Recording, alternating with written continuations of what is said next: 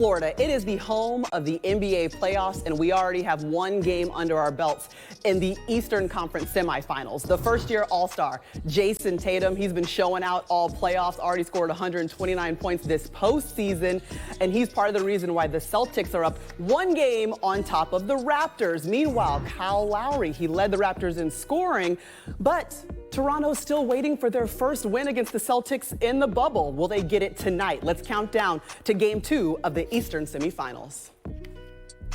The conference semifinal round begins. I got the Celtics. Come on now.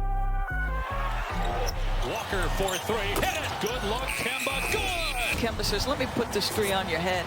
Pick up the pad, pick up the slack, pick up the litter, don't litter no bag. Moxie been picking up racks, racks from me clear to act you two, and I'm back in the. We didn't play nearly well enough or hard enough or good enough. So we got our butts kicked. Toronto, the defending champs, and they know what it takes. They need the Kawhi to take off the Clipper jersey and come back. Oh, man. That's what needs to happen for them to go back to back. Y'all had a year, but you let it go by.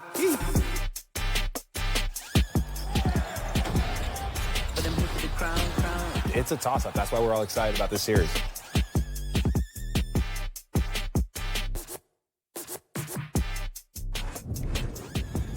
Welcome to NBA Countdown, presented by Mountain Dew.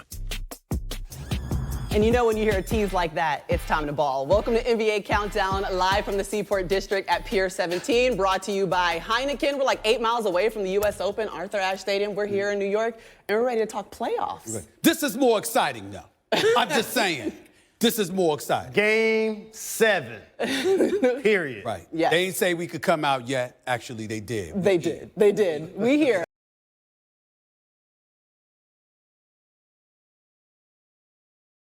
I'm going to allow you to say that even though Serena's going to play eventually tonight, but we do have a Game 7 happening tonight. We're going to be deciding who's going to conference semifinals in the West. But we start with the Celtics and the Raptors here on ESPN. And we start you off with tonight's three-point performance brought to you by Mountain Dew. The Celtics, they've drained 17 three-pointers and made 44% of their attempts in their win over the Raptors in Game 1. And so far this season, Boston is a perfect 25-0 when making at least 40% of their shots from beyond the arc, which means that right now Boston is looking to continue some of that success tonight. They're seeking their 6th straight win in the playoffs, and it's been a rough start to the conference semifinals for the top 2 seeds. You guys saw it. The Bucks went down, they lost to the Heat, and as you see the Raptors, they were number 2 in the East. They've already gone down.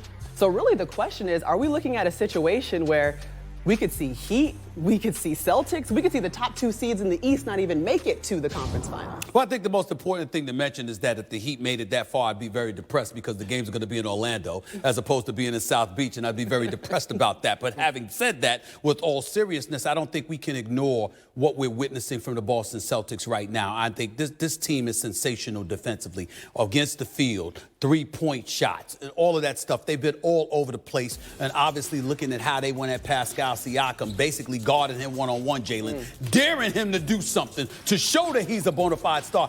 Put this in its proper perspective, and I'll leave this to you, Jalen. They double-teamed Fred VanVleet, but not Pascal Siakam. Think about that for a second here. This dude is an all-star. He's the guy that succeeded, essentially, Kawhi Leonard in terms of responsibility of being the number 1 offensive option. And the Boston Celtics said, we're going to guard him one-on-one, but we're going to double-team Fred VanVleet, who ultimately missed 13 to 16 shots. That tells you something about how different this Boston Celtics team is defensively. They don't do the predictable. They really lock in on you, and they make you beat them by doing what you don't want to do. And Toronto had a problem with that, and it was exposed in Game 1. The Celtics could definitely win the East because they're not going to have long stretches where they're struggling to score. You see the Bucks and even the Heat, they go through that. In this series, you're going to see the Raptors go through that. But Jayson Tatum, a budding superstar. Jaylen Brown, a 20-point scorer. Kemba Walker's been an all-star in this league. That pick and roll with the 5 spot last game was terrific. Tyson Williams gave them 22 points, 20 boards, 4 blocks. So now all of a sudden, if they get Gordon Hayward back into their lineup and he's healthy, they're legitimate as it relates to winning the East. Well, we think that some of the things the Celtics might struggle with would be rebounding. They're a very small lineup, but they out-rebounded the Raptors by 10. But Stephen A., you brought up Pascal Siakam. We talk about Jayson Tatum all the time. Who is the most important player here tonight? Who matters more to their team? Well, to me, it's Pascal Siakam. You got to show up.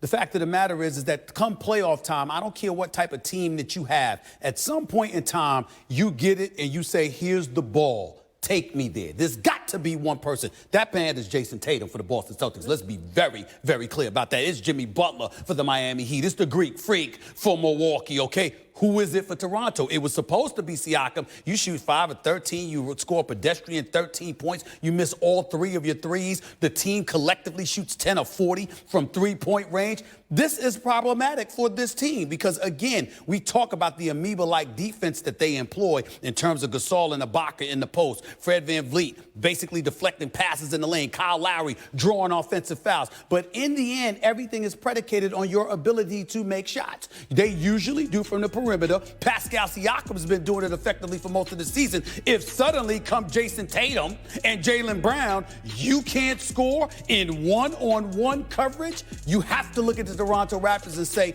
there's little to no hope. This is a pivotal game. This is a must-win. They go down 0-2 to the Boston Celtics. It's a wrap, period.